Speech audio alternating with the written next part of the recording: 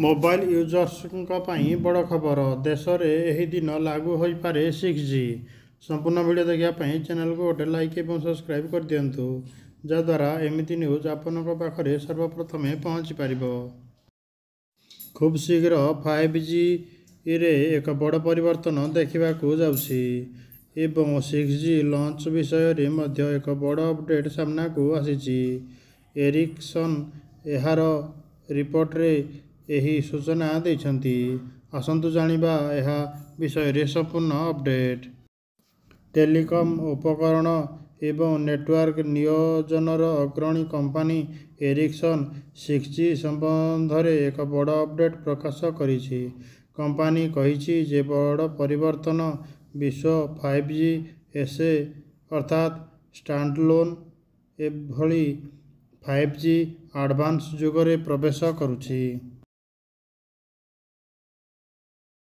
ଏହାପରେ 6G telecom କ୍ଷେତ୍ରରେ ଏଭଳି ପରିବର୍ତ୍ତନ ଆଣିବ ଯାହା ନେଟୱାର୍କକୁ ରୂପାନ୍ତରଣ କରିବ।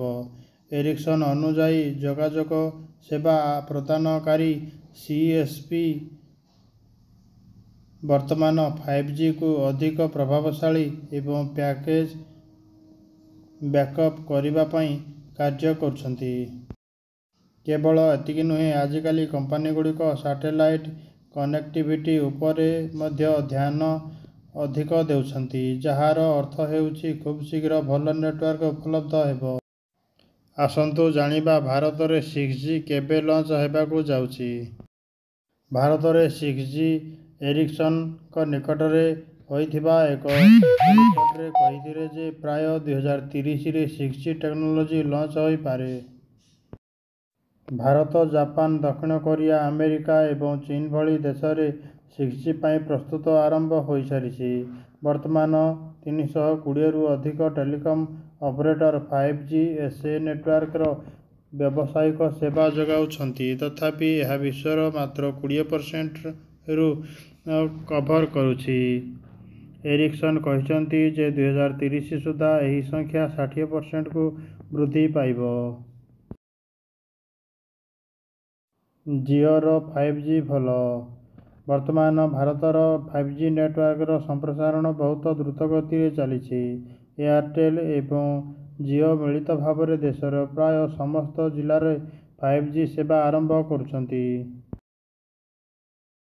ଏୟାରଟେଲ୍ NSA ଅର୍ଥାତ୍ ଅଣ-ଷ୍ଟାଣ୍ଡଲୋନ୍ 5G ନେଟୱାର୍କରେ କାର୍ଯ୍ୟ କରୁଥିବା ବିଦ୍ୟମାନ 4G ଭିତ୍ତିଭୂମି ଉପରେ ଆଧାରିତ ଏବଂ ଏକ ଅସ୍ଥାୟୀ ସମାଧାନ ଭାବରେ ବିବେଚନା କରାଯାଏ।